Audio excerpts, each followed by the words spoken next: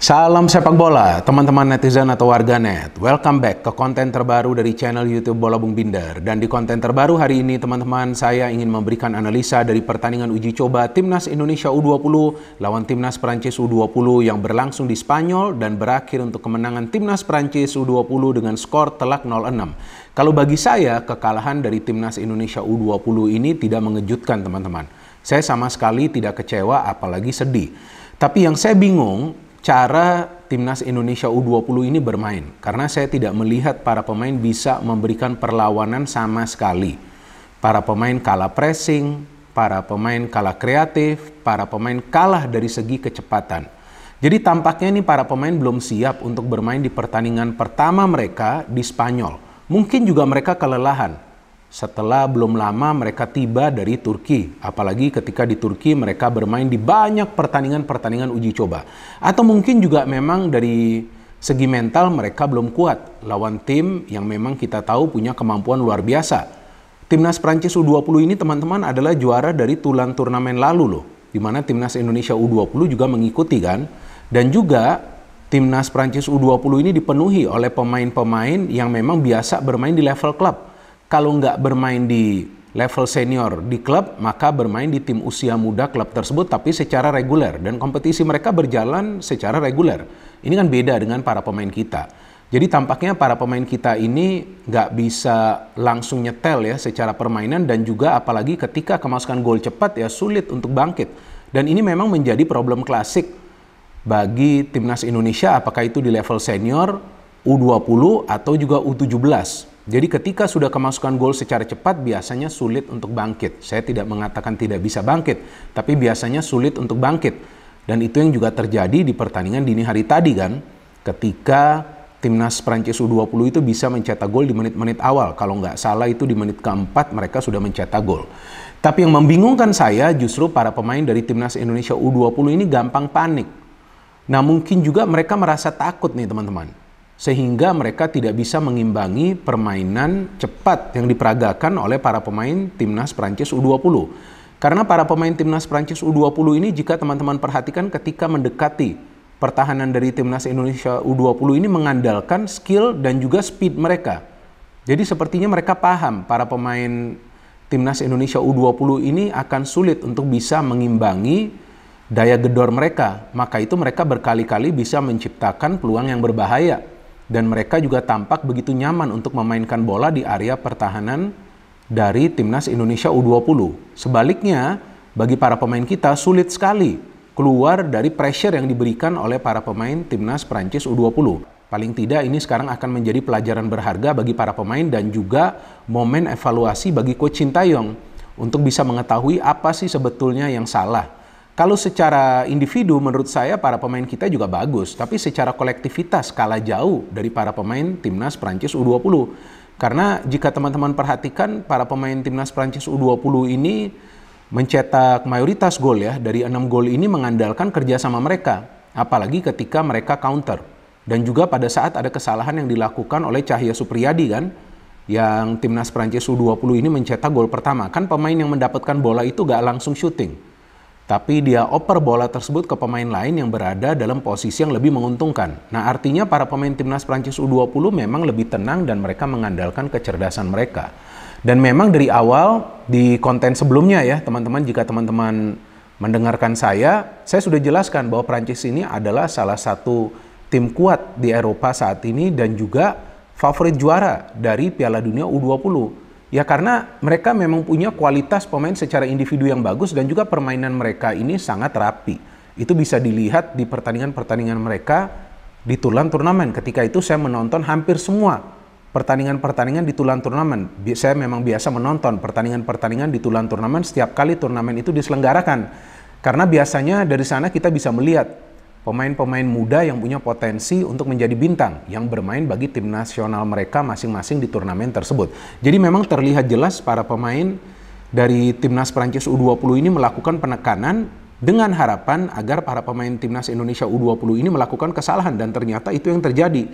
Dan juga mereka nggak selalu bermain all out attack, mereka juga bisa mengatur tempo. Karena buktinya tuh ada 2 gol yang mereka cetak itu mengandalkan counter yang cepat. Dan juga lihat cara mereka mencetak gol teman-teman. penempatan bola mereka, akurasi mereka dalam melepaskan tendangan. Ya, ini bentuk latihan yang mereka lakukan selama bertahun-tahun, bukan cuma ketika mereka berlatih bersama timnas mereka, tapi ketika mereka berlatih di level klub. Nah, maka itu berkali-kali kan saya selalu jelaskan bahwa pentingnya bagi para pemain muda kita juga untuk mulai berkarir di luar negeri. Memang nggak gampang. Saya nggak pernah mengatakan gampang, udah keluar negeri saja. Kemudian kalian berkarir di sana. Nggak gampang, harus struggle, harus berjuang. Tapi dengan berjuang, mental mereka akan terbentuk. Dengan berlatih secara keras, dengan mengikuti pola makan yang benar di luar, dengan juga menjalani hidup yang disiplin di luar sana sebagai pesepak bola profesional. Nah, di sanalah mental mereka akan terbentuk dan mindset mereka akan berubah.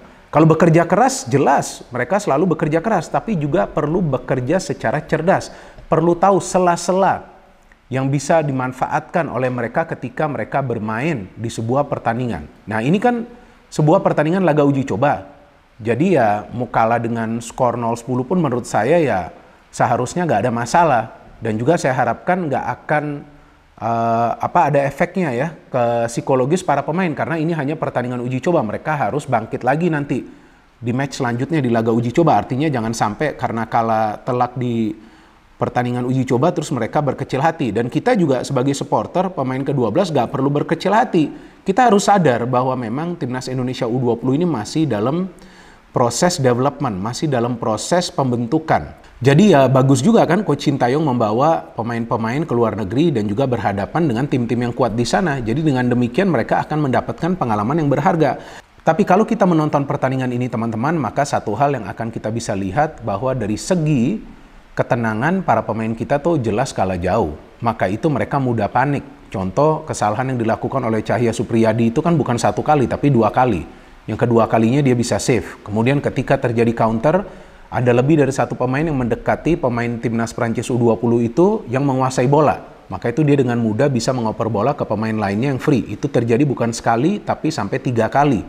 Nah, artinya memang dari segi positioning para pemain kita ini, apakah itu di lini tengah atau juga di lini pertahanan, koordinasinya belum rapi. Means apa? Lagi-lagi lack of communication, kurangnya komunikasi. Sehingga mereka gak paham siapa yang harus marking, siapa yang harus mengcover area. Kan itu pernah saya jelaskan di salah satu konten tentang timnas Indonesia U20. Nah, yang saya harapkan bahwa para pemain ini bisa belajar dari kesulitan mereka ketika lawan timnas Prancis U20. Dan kemudian di match selanjutnya lawan timnas Slovakia U20 bisa bermain lebih tenang lagi. Pertama ketenangan dulu. Mereka harus tenang dulu, karena jika mereka tidak tenang, tentu mereka akan sulit berpikir secara jernih. Maka itu sering melakukan kesalahan. Dan sebetulnya ketika para pemain kita sudah bisa keluar dari pressure, para pemain timnas Prancis U20 sempat juga sih melakukan kombinasi passing. Saya bisa melihat itu. Kombinasi passing itu tetap ada. Tapi ketika coba menyerang ke pertahanan dari Prancis, tampaknya kurang support dari lini tengah. Saya melihatnya sih seperti itu teman-teman. Kalau menurut teman-teman seperti apa? Ya kalian nanti bisa lah memberikan komentar kalian di kolom komentar di bawah konten ini. Kalau saya melihat ada support yang terlambat dari second line. Sehingga pemain yang menerima umpan di depan itu tampak terisolasi dan bisa di-cover oleh para pemain dari timnas Prancis U20.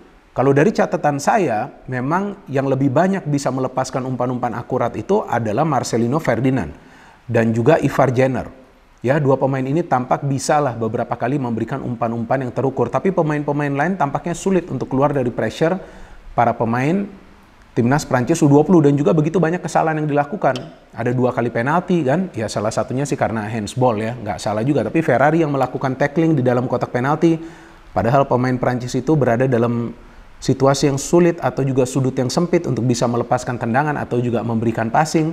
Dan ada satu hal yang positif tentunya adalah ketika Dava bisa menggagalkan penalti dari pemain timnas Prancis U20. Tapi sebaliknya kan Cahya Supriyadi melakukan 2 kesalahan, di mana salah satunya bisa dimanfaatkan oleh pemain dari timnas Prancis U20. Jadi ya pertama faktor ketenangan, kedua adalah faktor keberanian. Jadi para pemain dari timnas Indonesia U20 ini pun harus lebih berani lagi. Bukan lebih berani itu untuk bergelut, bukan lebih berani itu untuk berantem di atas lapangan. Enggak, lebih berani itu untuk mengambil keputusan di atas lapangan. Jadi jangan khawatir. Nah, keputusan yang harus diambil itu adalah sesuai dengan timing. Jadi sesuai dengan momen. Ketika mau memberikan passing, sabar dulu, lihat dulu pemain mana yang kira-kira sudah mendapatkan ruang yang terbuka. Tapi kalau terburu-buru memberikan passing, pengambilan keputusannya itu terlalu terburu-buru atau lamban, ya memang sih gak gampang mengambil keputusan secara tepat ya. Tapi perlu belajar. Nah, jika terlalu terburu-buru atau juga lamban, nah itu yang bisa dimanfaatkan oleh para pemain tim lawan untuk merebut bola. Pertama melalui pressing, tackling, atau juga kedua melalui intercept. Jadi memang harus belajar bermain lebih pintar lagi. Nah, saya harapkan para pemain dari Timnas Indonesia U20 ya bisa cepat ya belajar dari kekalahan ini, dan juga di next match gak harus menang juga lawan Slovakia, tapi permainannya harus lebih rapi lagi, mengurangi kesalahan. Karena kan kita nanti akan main di Piala Asia, para pemain Timnas Indonesia U20 ini kan akan main di Piala Asia U20 ini juga nanti lawan tim-tim yang kuat. Apalagi nanti bermain di Piala Dunia U20, minimal kita lolos lah dari fase grup kan. Dan bukan tidak mungkin nanti kalau kita satu grup juga dengan Prancis. Bisa saja itu nanti terjadi kan, atau tim asal Amerika Selatan lainnya. Belum juga nanti lawan tim Amerika Selatan lainnya kan, mereka lebih mengerikan permainannya dengan kombinasi passing dan juga skill individu para pemain mereka. Kita tunggu pertandingan kedua lawan Slovakia, dan seperti yang selalu saya katakan, pertandingan-pertandingan uji coba ini jangan dilihat skornya atau jangan dilihat hasil akhirnya, tapi dilihat dari cara permainannya. Memang Timnas Indonesia U20 kalah dengan skor 0-6, tapi secara permainan juga tidak baik. Jadi saya pikir untuk kedepannya harus bisa lebih rapi lagi supaya para pemain nanti bisa juga menjalin chemistry secara baik, dan juga ketenangan itu salah satu faktor yang sangat penting di setiap pertandingan dari Timnas Indonesia U20. No hate, no politics, only football. Salam sepak bola.